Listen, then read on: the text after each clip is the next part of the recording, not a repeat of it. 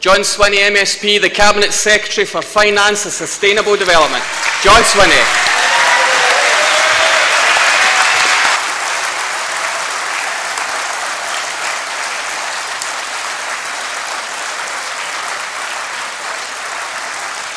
Conference. Last May, our party won a decisive election victory. North, south, east and west, people from all walks of life and many from other political parties voted for the SNP for the first time, and many voted for us for a successive time. They voted for a competent SNP government, for our record and for our vision, but they also did something else. Conference, the people of Scotland, who gave us the honour of a second term in government with an overall majority, gave us a mandate to hold a referendum and gave us an invitation to persuade them of the merits of independence. That is an invitation that we must honour. It is an opportunity I know that every single one of us will grasp with both hands. This, as Angus has just said, is our opportunity to deliver Scottish independence.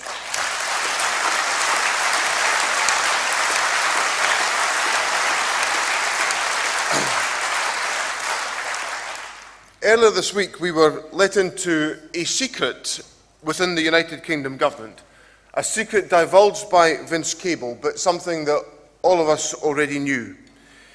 The United Kingdom government has no compelling vision for the economy beyond cuts.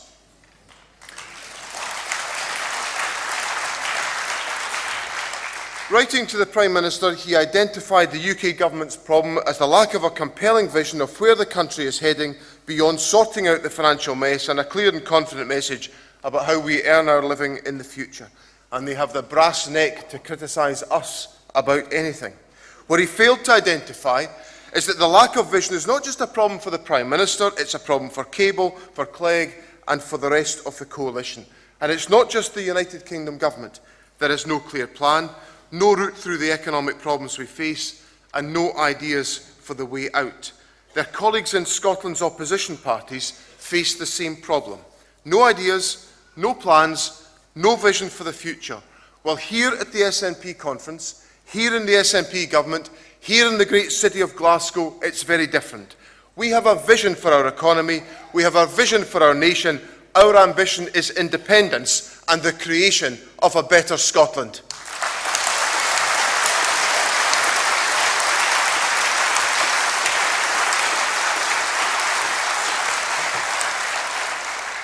Conference, today I want to leave you with two clear messages. First, against the backdrop of global economic problems and United Kingdom mismanagement, Scotland is holding our own.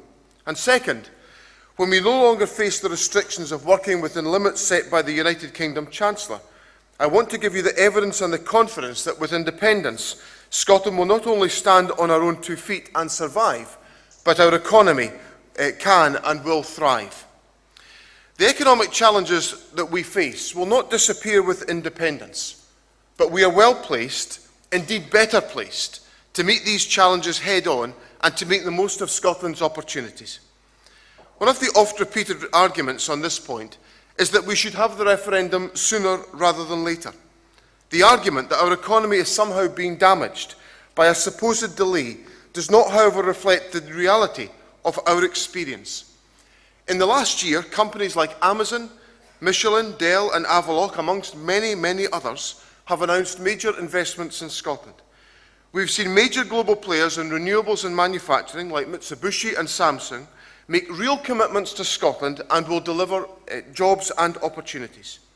Just on Friday, the Dunfermline-based company Burcoat Wind announced plans for £1 billion worth of renewable energy investment, and the transformation of the Nig Yard in the Highlands to a renewable energy hub is also beginning.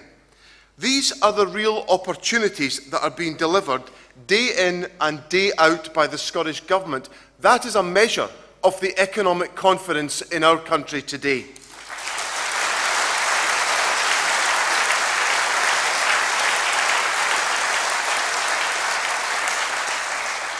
According to the leading accountants Ernst & Young, in a report now spread widely through Channel 4's Fact Check blog, International investment in Scotland is now more successful than any parts of these islands, including London. The UK government itself, in supporting and agreeing to our calls for the Green Investment Bank to be based in Edinburgh, has demonstrated that investment in Scotland, a Scotland on its way to independence, is a good investment.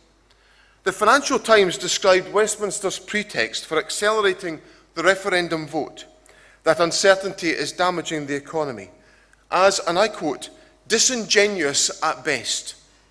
They said that as threats go, any risks posed by a referendum were, and I quote again, as a flea bite compared with the all-devouring Eurozone crisis. If there is any uncertainty facing Scotland's economy, it comes not from the talk of a positive future with investment in the economy, but from the policies of austerity and negativity being pursued by the United Kingdom government.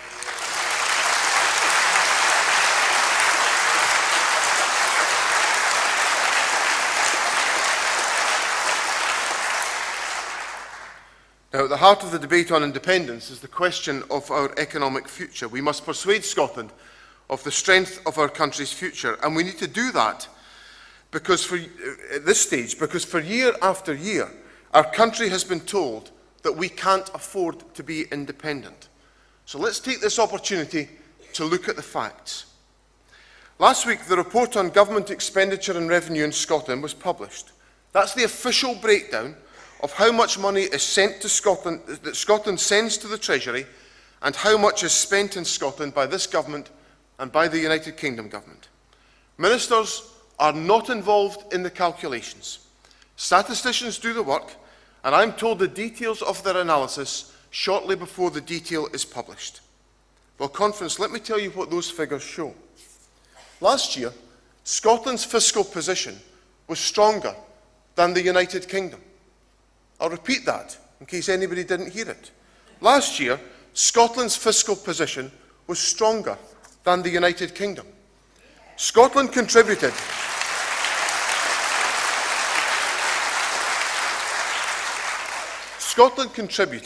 9.6% of UK taxes, but we received only 9.3% of UK spending in return.